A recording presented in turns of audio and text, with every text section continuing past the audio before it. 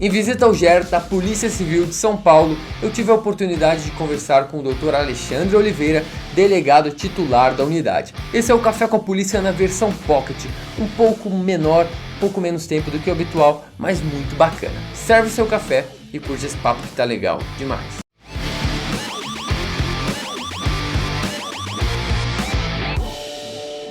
Pessoal, tava indo embora, chegou o Dr. Alexandre aqui, o Fábio Bob falou com ele aqui, trocar uma ideia com a gente, falar um pouco da unidade. Obrigado, doutor. Obrigado por receber a gente. Seja bem-vindo aí. O senhor é chefe aqui há quanto tempo? Pô, aqui no GER eu tô desde janeiro. Na verdade eu tava 10 anos no Garra, né? Que é a unidade que faz parte aqui da divisão de operações especiais. E a convite do atual diretor, que ele acabou saindo do GER para ser divisionário à época, ele me convidou para assumir o GER. E como é que tá sendo a experiência para ti? É diferenciado por conta da unidade, ela ser uma unidade que ela trabalha com assuntos muito específicos, né? A gente trabalha com resgate de reféns, a gente trabalha com o antibomba, a gente tem também a questão de treinamento, né? A gente tem que operar naquele tripé, né? Treinar, operar e dar treinamento. A gente tenta no GER fazer isso daí. O GER é uma unidade de recursos especiais, que faz parte dessa divisão, que é a divisão de operações especiais, que congrega Garra e o serviço aerotático, que são os pelicanos, né? Cabe ao GER, basicamente, por decreto, ocorrências de resgate de reféns, contra-terror, operações em áreas de alto risco e cumprimento de mandados de alto risco. E também temos o antibomba, que acabou de receber equipamentos novos, tem robô, tem raio-x, canhão disruptor, tem uma série de equipamentos novos aí para equipar o esquadrão, que ele está sendo, vamos dizer assim, renasceu o esquadrão, né? O esquadrão ficou parado durante um certo tempo e agora voltou. Importante, né? Com o novo cangaço. Então, o GER tem uma grande experiência com o novo cangaço, teve vários embates, aí o Fábio participou de vários, aí eu participei na época do Garra também, no apoio, mas a gente enfrentou bastante o novo cangaço aí ao longo desses anos, deu uma diminuída agora, mas tem que sempre manter a guarda alta, porque pode voltar a qualquer momento aqui em São Paulo, né? Essa diminuída, você acha que é temporária, então, talvez? O pessoal tá... Ou realmente vocês deram uma quebrada boa? Não mais ou menos. O crime ele é muito dinâmico, né? Eles vão para onde tem facilidade. A partir do momento que eles encontram uma certa dificuldade ou hipótese de confrontarem com a polícia e serem presos ou até mortos, eles acabam migrando para outra região ou acabam trocando de modalidade criminosa, né? Mas assim, tem vários embates. O DEIC prendeu vários líderes dessas quadrilhas. O GER participou de várias operações em apoio ao DEIC e muitas tiveram vários embates aí com resultados satisfatórios para a polícia. Antes de vir para o GER, o senhor passou por onde? Eu trabalhei no grupo de operações especiais por 3 vezes. No Garra eu fiquei 10 anos de Garra. Fui operacional da 6ª Seccional, que era uma unidade... Era uma unidade assim, que ela fazia o trabalho operacional de uma seccional e ficava restrita àquele âmbito da seccional, mas isso aí foi no começo de carreira. E também trabalhei em delegacia de polícia no plantão policial. No começo de carreira a gente acaba trabalhando bastante, né, em plantão policial para pegar aquela experiência clínica geral. Posteriormente eu fui me especializando cada vez mais, fazendo cursos, etc. e migrando para essa área operacional. Você é paulista mesmo? Sou paulista. Paulistano, né? Nasci na cidade de São Paulo. E o teu trabalho aqui é mais realmente operacional ou também um pouco de trabalho político por lidar? Não sei se tu lida com alta cúpula, isso aí não é contigo? Não, basicamente o trabalho aqui é eminentemente operacional. Tem uma parte burocrática que eu tenho que lidar também, que é compra de equipamento, zelar pelos nossos equipamentos também, né? Mas a parte burocrática ela é bem restrita aqui, a parte operacional é o que domina, né? É uma unidade eminentemente operacional e todos do mais novo ou mais antigo aqui vão para as ruas e participam das operações. O senhor gosta mais da parte operacional que burocrática? Burocracia é uma coisa que eu não gosto, mas assim, eu vejo que é necessário para algumas demandas, mas eu entendo que operacional e burocracia é como água e óleo, né? Eles não se misturam, né? Não se misturam. Mas tem que ter um pouco de burocracia porque faz parte dos ritos, né, da administração pública, você tem que seguir alguns ritos aí, não tem como escapar. Mas a regra o trabalho operacional é o que a gente mais faz aqui, mas tem a parte burocrática também, a parte administrativa, escala de plantão, ida de policiais ao fórum, receber equipamentos, correições, etc. Isso daí não tem como escapar, né? Qualquer unidade tem que ter isso daí, até por questão de controle do que a gente faz aqui, né? Como é que é eu tenho muita gente que quer ser policial, até delegado um dia. O cara que quer ser delegado e fica preocupado, pô, vou ficar só dentro de uma sala. Dá pro cara também sair com a equipe? Ele consegue ter uma vida na rua mesmo de polícia? Eu falo por São Paulo, né? Como que é aqui? Eu não sei como que é nos outros estados. Aqui, o delegado, mesmo que ele esteja numa equipe de plantão, ele tem por obrigação, até porque está no Código de Processo Penal, comparecer nos locais de crime, muitas vezes fazer diligências, e outras vezes, no curso de inquérito no qual ele está presidindo, ele pode pedir mandado de prisão, busca apreensão, ele vai ter que liderar a equipe para dar cumprimento a isso. Então ele vai para a rua, não tem como ele não ir para a rua. O delegado que acha que vai ficar o tempo todo atrás de uma mesa, ele está equivocado. Por isso que a gente fala, você não pode ser 100% jurista e nem 100% operacional, você tem que ser um híbrido, né? Tem que saber bastante de cada uma dessas áreas, porque você vai andar por elas o tempo todo, né? Na parte tanto jurídica quanto na parte operacional. Aqui vocês não tocam inquérito, tinha conversado com eles, né? Nossa unidade é só uma unidade de apoio. Isso é bom? Olha, se a gente for pensar em termos de eficiência, a gente se especializou nisso. Então a gente só faz isso, então a gente só treina isso. Então, a gente só se capacita para isso, só opera dessa forma. Então a gente se especializou de um jeito que nós somos extremamente eficientes no que fazemos. Se a gente dividisse com uma parte cartorária, eu não sei se seria bom. Essa experiência eu já tive na operacional da Sexta. Assim, você fica muito dividido entre tocar um cartório e trabalhar na parte operacional. Aqui a gente se especializou eminentemente na parte operacional. Então assim, eu acho que é eficiente, porque a gente só atende as demandas, quem investiga são outras unidades, e nosso papel é dar cumprimento, tornar seguros os locais, né? Por exemplo, se alguma unidade pede mandados de prisão e busca apreensão contra um alvo de alto risco, o nosso papel é ir lá, fazer o cumprimento da melhor forma possível, seria a parte, vamos dizer assim, operacional disso daí, e depois a minha investigação entraria no local para recolher as evidências e finalizar os atos de polícia judiciária. Mas eu entendo que se você especializar a unidade no ponto que nós estamos, é extremamente eficiente. Não precisa ter um cartório aqui para investigar também. Tem unidades, por exemplo, se você pegar a Core do Rio, eles têm uma inteligência também, só que a inteligência, se a gente for ver o conceito de inteligência, ele não é a mesma coisa que investigação. O cara da inteligência é o que ele produz conhecimento. A investigação, além de ela produzir conhecimento, ela pratica atos de polícia judiciária. E a inteligência, em regra, não. Ela produz conhecimento e entrega quem de direito. Pode entregar para alguém da investigação, pode entregar alguém do ramo operacional, para ver o que vai fazer, né?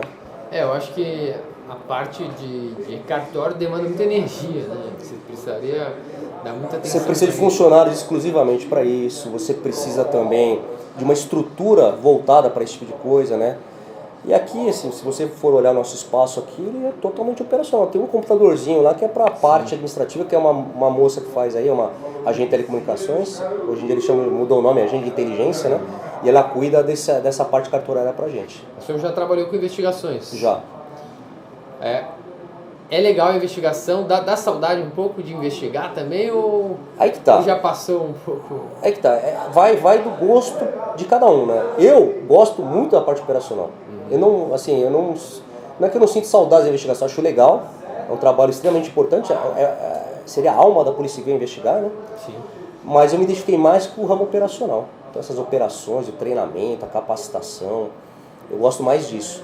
Mas se algum dia eu for para o ramo de investigação, eu não vejo problema nenhum. Tá, quanto tempo na polícia? 23 anos. 23 anos. E antes de entrar na polícia, fazer o quê? Eu era advogado. Advogado? E sempre quis ser policial ou foi uma oportunidade? Não, sempre, desde moleque. Já desde era? Moleque, sempre quis. Sempre tive essa vontade de trabalhar em prol da sociedade, mas trabalhar numa atividade de risco, né? Aquele sonho de criança, né? Bombeiro, polícia. É um negócio que sempre chamou a atenção. E aí eu fui, ao longo do tempo, conhecendo cada vez mais da atividade e acabei fazendo faculdade de Direito justamente para virar delegado de polícia. Tive que advogar antes, porque não tinha concurso na época, né? Então advoguei um pouquinho. E depois, no primeiro concurso, eu passei. E a tua família apoiou? Sim, meu pai sempre gostou de polícia, nunca foi. Eu não tenho ninguém na família que é policial, a não ser meu irmão que entrou faz 10 anos, é investigador de polícia, tá lá no Garra de Guarulhos. Mas a minha família, ela sempre apoiou a gente. Todos os irmãos, né, eu tenho mais 4 irmãos, cada um foi para um ramo aí e a família sempre apoiou, não tem como. Acho que a família tem que apoiar para você atingir suas metas, seu sonho, né? Quando a família não apoia, fica mais difícil você atingir, né? Você é chefe hoje do grupo operacional aqui do GER. Isso. Já foi chefe em outros grupos. Tem diferença entre ser chefe de um grupo operacional, de uma delegacia diária? Tem. Tem porque você trabalha com outro tipo de policial, né? Outro perfil. O perfil é diferente. O policial operacional tem um perfil diferente do policial de investigação. Certo. O policial operacional, não que o policial da investigação não seja, mas o policial operacional é mais hierarquizado e mais disciplinado. Pela questão de trabalhar num grupo como o nosso, sem hierarquia, sem disciplina, um grupo desse não funciona. O policial de investigação ele tem mais autonomia. Não que ele seja indisciplinado, mas ele tem mais autonomia para fazer as coisas dele. Então você dá mais, vamos dizer assim, poderes para ele trabalhar. Aqui fica restrito, tem que dar os comandos e eles vão cumprir os comandos. Né? Aqui é mais curto, também o contato de vocês é mais curto, né? Então sempre... A gente está mais próximo. Se você pegar... Eu já trabalhei com equipes assim de polícia territorial, né? Então você tem aquele contato plantão só. Aqui é meio que família, né? Aqui é uma família. Então a gente tem um contato mais próximo, de amizade mesmo, um ajudando o outro, mesmo horário de folga. Então aqui tem laços de união que diferenciam a gente. É uma sinergia diferente, eu acredito, porque como é um grupo especial, a pessoa, se não está adequado, não está correspondendo, ele pode ser realocado para outro lugar e substitui. Exato. A gente não admite aqui o elemento desagregador. O cara não pode estar aqui. Agora uma delegacia diária, às vezes você pega um policial já cansado, já está perto de aposentar, ele realmente já está esperando, às vezes, aposentar. Eu acho que o critério aqui que diferencia talvez seja a questão do voluntariado. Se o cara não for voluntário, ele não pode estar aqui. Entendi. Até porque as exigências são muito grandes. Então o que você tem aqui? Vai ter que fazer curso. Curso de 30 dias, vai ter que fazer. Vai ter que dar treinamento em tal lugar. Esse final de semana você vai ter que ficar no QAP porque vai ter uma grande operação que pode estourar a qualquer momento. Então assim, se o cara não for voluntário para esse tipo de atividade, ele não fica muito tempo aqui. E outra, né, tem os cursos. Então mês passado a gente formou no curso de operações policiais 6 policiais nossos. Foram para lá, metade da turma desistiu, ou foi eliminada ao longo do curso, né? É um curso que a gente instaurou há pouco tempo aqui em São Paulo, seguindo os padrões nacionais. Então assim, a gente está tentando formar todo mundo aqui do GE nesse tipo de curso, mandando para intercâmbios em outros estados também, para adquirir cada vez mais especialização. E é por isso que eu falo, se o cara não for voluntário, ele não vai fazer isso. O cara não vai ficar 30 dias longe da família, o cara não vai para outro estado fazer um curso. Por quê? Porque tem que ter uma aptidão e uma vontade especial para estar aqui. Não é só botar a roupa tática e tirar foto, né? Tem relação pra caramba. Tem uma frase, que acha que é glamourizado o negócio. Eu penso o seguinte, primeiro, a gente tem que ter uma posição no seguinte sentido, nós, a partir do momento que você coloca um uniforme desse, não é que você quer aparecer, é que faz parte da unidade que você está, você tem que ser uniformizado pela questão de hierarquia e disciplina. Não pode ser uma unidade que cada um veste uma roupa, tem que ter um padrão, não que somos militares, mas a gente tem um padrão de hierarquia e disciplina. Outra coisa, a gente não pode também, eu sou a favor daquela teoria do Gray Man. Você tem que ser cinza, você tem que estar... Você não tem que ficar aparecendo. Por quê? Porque o tipo de atividade que nós fazemos aqui não adianta ficar aparecendo na TV. Vira e mexe, pode acontecer de alguém filmar a gente numa ação. Mas a gente não busca esse reconhecimento da mídia. Sim. A gente busca fazer nosso papel. Qual que é o nosso trabalho? É cumprir a missão, nós vamos cumprir a missão. E ponto final. Então assim, a gente não quer aqui artista de cinema, a gente não quer aqui ator, a gente não quer nego famosinho aqui. A gente quer um policial que trabalhe. O cara pode ser famoso e trabalhar aqui? Pode, mas ele vai ser cobrado no trabalho. Sim. Vai ser cobrado no trabalho. Pode ver que, em regra, poucos policiais do GER têm rede social. Eu, por exemplo, não tenho. Não tenho Instagram, não tenho Facebook, não tenho nada. O Fábio também não tem, porque a gente parte da premissa que nós somos anônimos. A unidade é maior que a gente. Nós não podemos ser maiores que a unidade, né? Eu sou um nome aqui, eu vou passar, vai vir outro no meu lugar, é assim que funciona. Mas a unidade permanece. Então a gente não tem essa intenção de ficar aparecendo para o público. Tem acho que uma linha aí tênue, né, para percorrer. Por exemplo, o Fábio não tem rede social, às vezes aparece, só que falando de polícia também demonstra uma boa imagem da polícia perante a sociedade. São coisas diferentes. Uma coisa é você ter uma rede social para se autopromover. Outra coisa é você, no caso desse bate-papo que a gente está tendo agora, de você ter uma oportunidade de falar para o público qual que é o trabalho que você faz, como que é, para que desmistificar o que as pessoas pensam da polícia. O que acontece, o que você vê muito hoje em dia? Um monte de fanfarrão, falsos policiais, na verdade são os policiais de direito, eles passaram no concurso, têm a carteira, são policiais, mas eles não são policiais de fato. Por quê? Porque eles não trabalham, não tem uma ocorrência para contar, não tem uma prisão para contar, não tem nada para contar. Eles vivem numa mentira, eles montam um personagem e o leigo acaba acreditando que eles são bons policiais, quando na verdade são farsas. E a gente sabe quem são esses policiais. Sim. A gente tem muito isso aqui. Quem está dentro da polícia sabe quem é de verdade. O famoso quem é de verdade sabe quem é de mentira, né? Tem vários assim, né? O que acontece? O leigo acaba acreditando. O cara é bom, o cara é isso aqui. Na verdade, o cara não é nada. Por quê? Porque ele gastou toda a energia dele para aparecer numa rede social, mas na instituição dele ele não faz nada. Ele é uma vergonha para a instituição. Então, o que a gente busca aqui, fazer o trabalho, primeiro.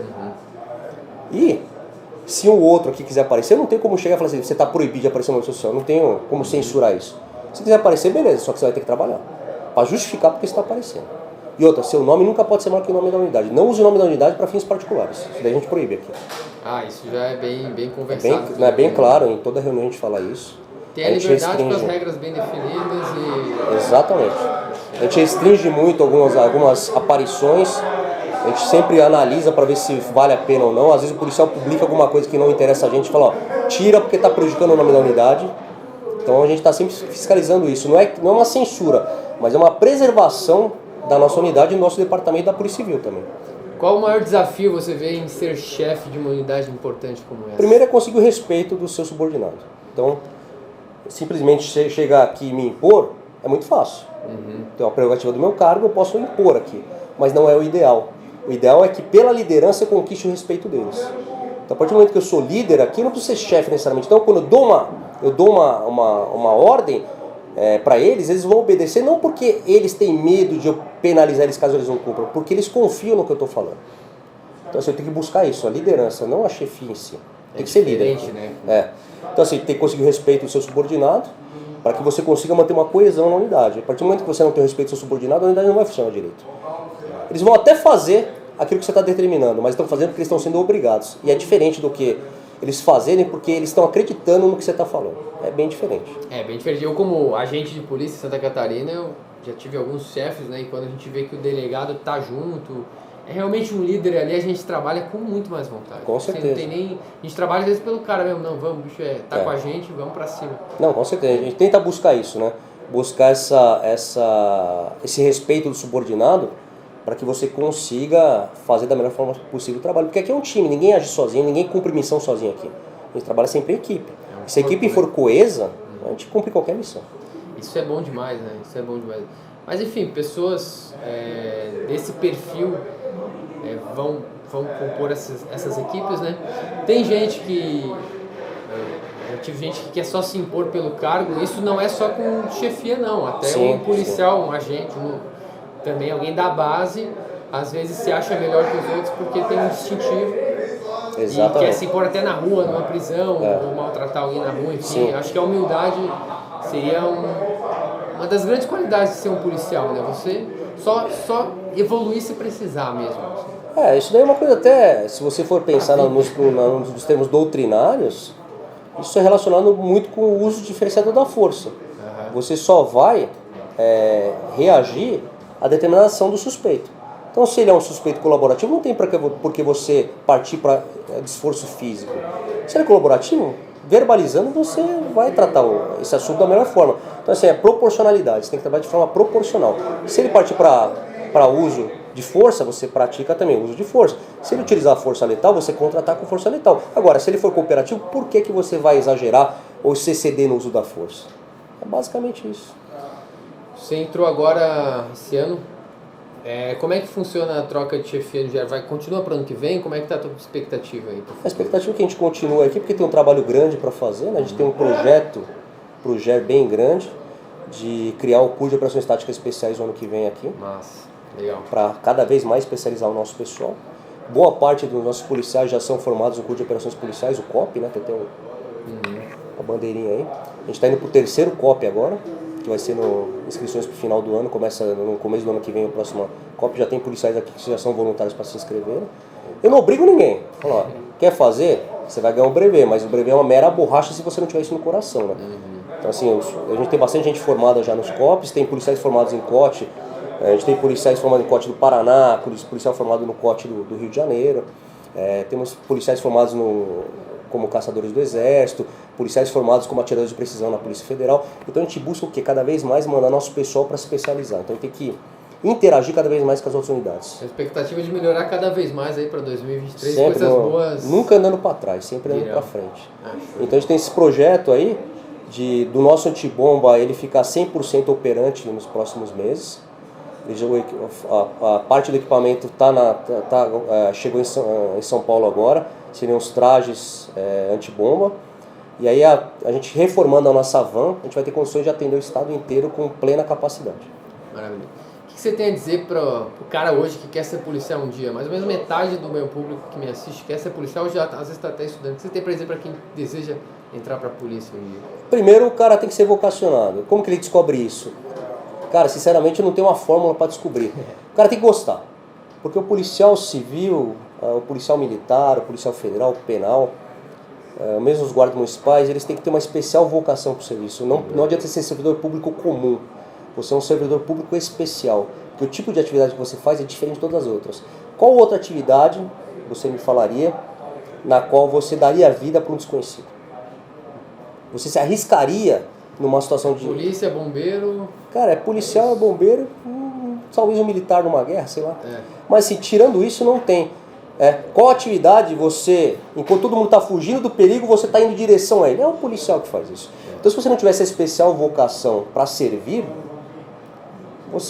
é bom você não entrar na polícia, porque o que acontece? A polícia é um sacerdócio, né? E esse sacerdócio ele impõe uma série de percalços. Se você não for vocacionado, você vai ficar desanimado, você vai ficar descontente, vai ficar depressivo e vai querer sair da instituição, vai ficar falando mal dela. Então assim, se você não tiver essa vocação especial para aguentar os percalços, melhor não ser polícia. E outra, tem que ter um requisito, acho que é uma virtude que ela impera sobre qualquer outra, né? É coragem. O cara tem que ser corajoso.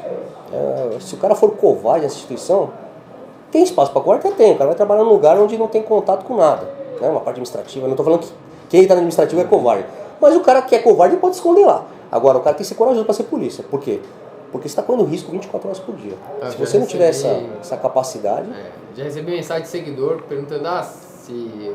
Eu posso não usar a arma se eu for policial? Pô, o cara entra assim, melhor nem entrar. Cara, eu acho que é indissociável, né? A arma é um instrumento de trabalho do policial. O policial é identificado o quê? Pela arma ou pelo distintivo, né? Se acontecer alguma coisa na rua, ele tem que estar pronto para ajudar alguém. E aí ele vai o quê? Se esconder? É que ninguém pede para que o policial seja super-herói. Ninguém pede isso, né? Mas se ele tiver condições de atuar, ele vai atuar. Né? A gente tá pedindo pro cara, sei lá, ele passa na frente de uma agência bancária, por exemplo, tá tendo um roubo com 10 caras armados de fuzil. O que ele pode fazer? Ele pode o quê? Pedir apoio. Ele já fez a parte dele. Ninguém vai pedir pra ele ir lá e com o peito aberto e enfrentar os 10 porque ele é polícia. Não. Mas ele tem que ter essa habilidade especial de, nas situações de alto risco, ter a capacidade de raciocinar e ver qual a melhor alternativa para ele. Então assim, é difícil ser policial? É difícil demais, né? É muito difícil. Mas é extremamente gratificante, porque assim, ao longo da minha carreira, pô, peguei várias ocorrências no qual você fala, porra, eu fiz um puta de um serviço bom, sei lá, tirei uma vítima do cativeiro, prendi um criminoso perigoso que estava atormentando a sociedade. Então assim, é uma satisfação pessoal que não tem preço isso daí. Você tem alguma ocorrência que você pode dizer mais marcante na tua carreira? Tem, assim, 23 anos dá pra ter bastante ocorrência, né? Assim, eu tenho várias, assim, no começo de carreira, poxa, com 2 meses de polícia, peguei minha primeira troca de tiros. Tem uma ocorrência muito bacana numa situação de roubo ao banco, na qual fizeram 30 reféns, a gente conseguiu prender os criminosos e o último criminoso que ficou com esses reféns, a gente negociou e conseguiu. Foi um pacote completo, conseguiu prender ele. Você estava em que unidade, né? Eu estava no GOI na época, no GOI? Operações Especiais, estava no GOI nessa época. Tem muitas ocorrências legais assim, para se contar. A última que a gente pegou aí faz menos de um mês, foi uma vítima que estava num cativeiro, num caminhoneiro, daquele golpe do falso frete, estava amarrado no cativeiro. Foi localizado o cativeiro, a gente em conjunto com a Polícia Rodoviária Federal, que nós somos nossos parceiros aqui, a gente conseguiu localizar o cativeiro, aquela vítima estava amarrada, conseguimos resgatar aquela vítima e um dos marginais acabou entrando em confronto e faleceu, e o outro foi preso. Como é que estava o cara quando vocês resgataram ele assim? O cara só agradecia, né? Tava apavorado, porque ele não sabia o que eu fazer com ele, estava muito tempo no cativeiro, assim, a gente tinha passado a madrugada de um dia para o outro e ninguém falava o que ia acontecer com ele. Ele amarrado lá e eles usando o celular dele para fazer transferências de Pix, etc. E o caminhão dele já estava em Mato Grosso. Então assim, ele não sabia o que ia acontecer com ele, se iam liberar ou não. Mas aí, depois que a gente conseguiu a libertação dele, ele só agradeceu, chorou bastante. Isso é gratificante, é o que eu falo, é a parte gratificante do serviço. Né? É legal, essa situação deve ser a que apareceu lá na delegacia para mim. Eu trabalho em São Francisco do Sul, né? Apareceu uma situação faz, acho que umas 2 semanas, não sei quanto tempo faz isso aí também. Talvez seja mesmo, de um caminhoneiro que... A família foi buscar apoio pra gente porque estava recebendo ligação do celular dele mesmo, só que outra pessoa falando e pedindo transferência de dinheiro. Pô.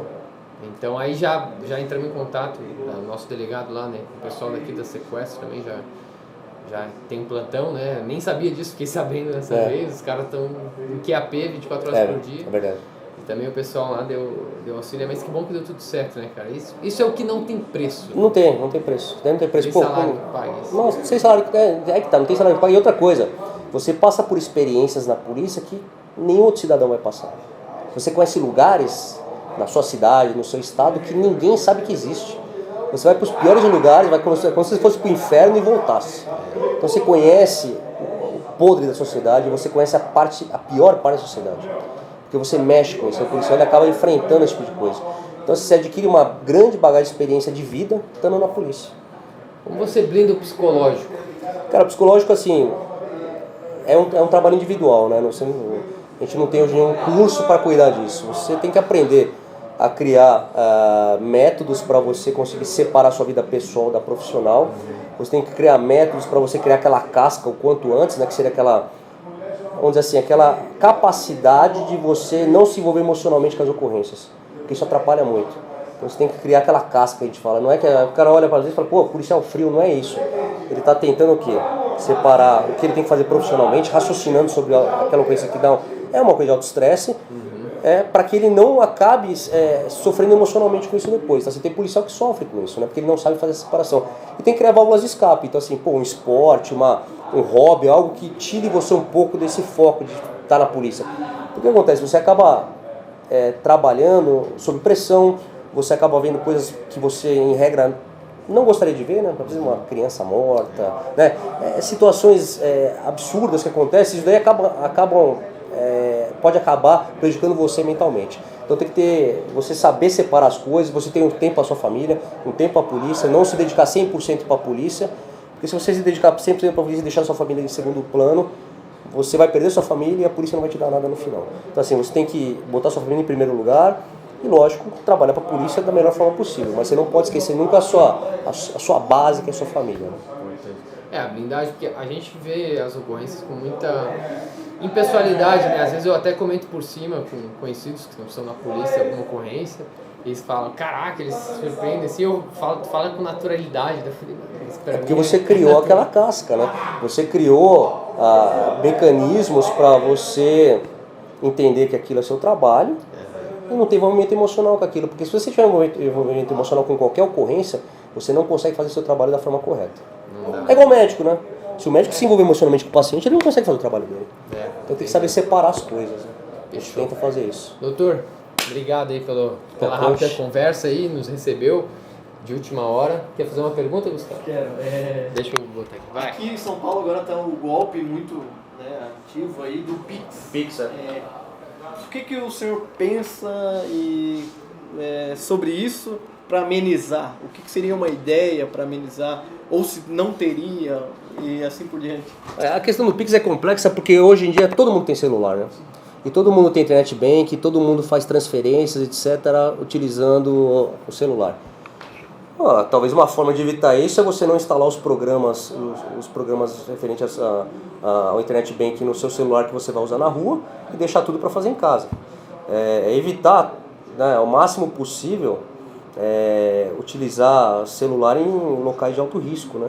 Porque a partir do momento que ele acessa seu celular, ele acaba acessando sua vida inteira. E aí ele vai fazer transferência, vai pedir empréstimo, vai acabar com a sua vida financeira. Então minha recomendação pessoal deixa um celular com os programas do Internet Banking em casa e vai com outro celular sem isso pra rua. Bem basicão mesmo. Porque assim, não tem como escapar. O Pix é uma coisa da modernidade, não tem como escapar disso, né? Falar, não, vamos proibir Pix, não tem como. Mas tem que ter essa cautela. E outra coisa,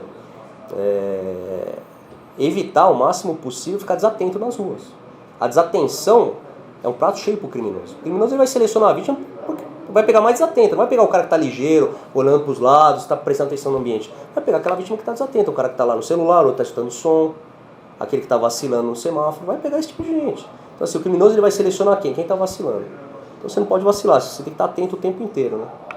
É questão de sobrevivência também. Isso aí, fechou mais uma, Gustavo? Heitor, obrigado demais, hein? Imagina, conte com a gente, hein? E pessoal, gostou do bate-papo aqui? Comenta aqui embaixo. Não tem rede social para seguir? Não tem rede Dr. social. Alexandre. Não tem. Mas pode seguir a do Ger. pode seguir Tem a do Ger, que é oficial, né? Gerdop. Mas comenta o que achou aqui da entrevista com o Dr. Alexandre, deixa o like no vídeo, não se esquece. E se inscreve, né? Beleza? Eu acho que ele vai olhar os comentários ali depois, talvez. Vamos ver. O Fábio Bop olha, pelo menos, os comentários. Eu não vejo nada, dificilmente acesso à rede social, mas, pô, fico feliz aí, obrigado pela oportunidade de falar da nossa unidade, um pouquinho da polícia, né? Esse bate-papo é bem legal, falando com o policial também, então você sabe exatamente o que eu tô falando. Mas o leigo, o cara que tá prestando concurso, o cara que mesmo que seja admirador da polícia, é bom que ele tenha ideia, né? Pra desmistificar um pouco do que é a nossa atividade, né? Show de bola, sensacional. É isso aí, gurizada. Muito obrigado pela atenção, forte abraço, fiquem com Deus. Tchau, tchau.